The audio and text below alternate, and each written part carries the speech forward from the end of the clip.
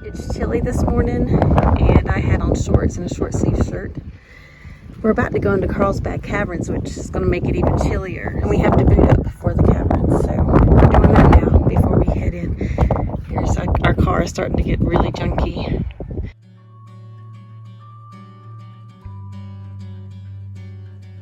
Do not touch the walls or the formations. Oils in our skin will damage them. Underground, a normal voice can travel for 1/4 of a mile and disturb everybody. Therefore, we have to act like we're in a library and talk quietly. The walk to the bottom is 1 1/4 miles with an 800-foot elevation change. It is strenuous, mostly downhill. This is where we saw the bats last night. We were sitting right over here somewhere. We listened to a ranger presentation for about 45 minutes, I think. And then as I guess he got word the bats were about to come out, he took all his microphone equipment off and the whole place got quiet. It still took about 5 minutes before I actually saw the first bat. Then at 8:05, the bats started coming out, swirling out of there. So at first they were in waves, right? So what happened is they came out of there and they circle around, and according to the information, they circle counterclockwise. I don't know if my finger's moving counterclockwise or clockwise, but they go in a circular motion. They say counterclockwise, kind of like a tornado. So you see them circling up, and then as they get to the top there, they fly out over.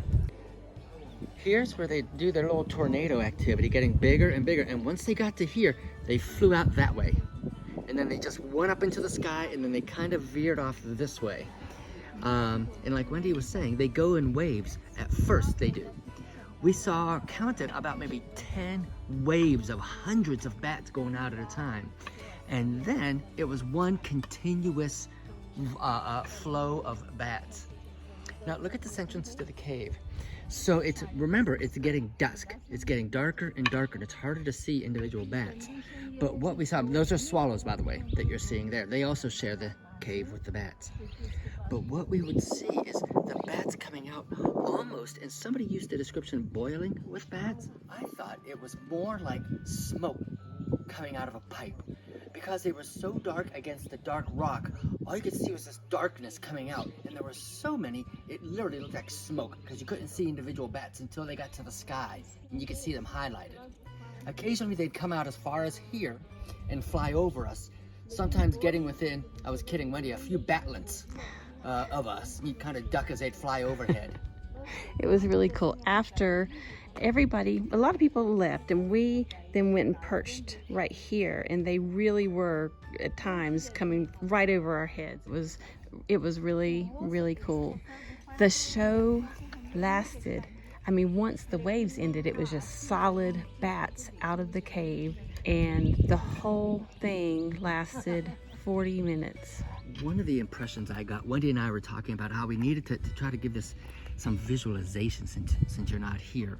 I'm gonna use a vampire analogy because I just think it's appropriate. You know, they always say vampires don't have a reflection and don't cast a shadow. That's the mythology of vampires. Well, when the bats were coming out here, because it was getting dark in the evening, what you saw were these black forms, and with those rocks right there, it looked like shadows. So it was like you saw a shadow of a creature, but you could not see the creature. So it's like the reverse of the vampires, and it just looked like shadows flying out of there. That was a good analogy. These birds you see, these are birds, they're swallows. They also live in the cave, but they live in the front part of the cave. And so they hunt at daytime for insects, and the bats live in the back part of the cave, and they hunt at nighttime for insects. One thing we forgot to mention is last night, you know, the bats have a smell, supposedly. So we were trying to really pay attention to the smell last night. And I was saying that it was kind of very mild, sweet, and I couldn't decide whether it was a floral or fruit smell. Eric was saying it was a musky smell. So somewhere between there. It wasn't strong at all. Here, hang on. We're gonna waft some towards you. Can you smell that? The swallows are still chirping. We're doing this switchback into the cave, so we could take coming the elevator. down. Yeah, we could take the elevator, but we would miss all this. So it's gonna get dark. We can already feel the chill of the cave.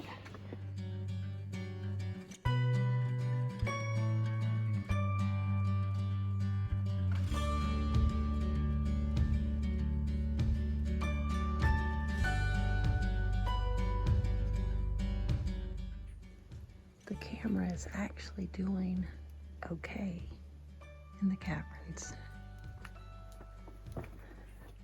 We're on our way to the big room.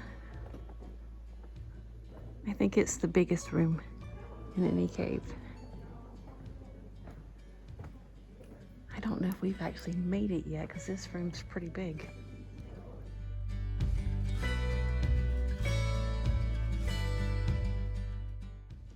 Still in the big room. It is big.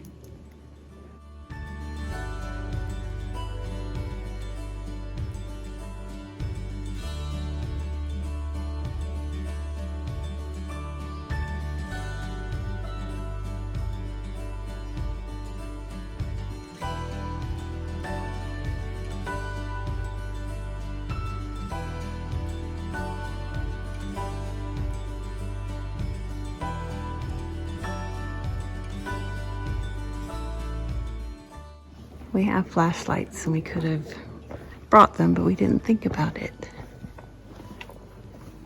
There's something to know before you come. Bring a flashlight.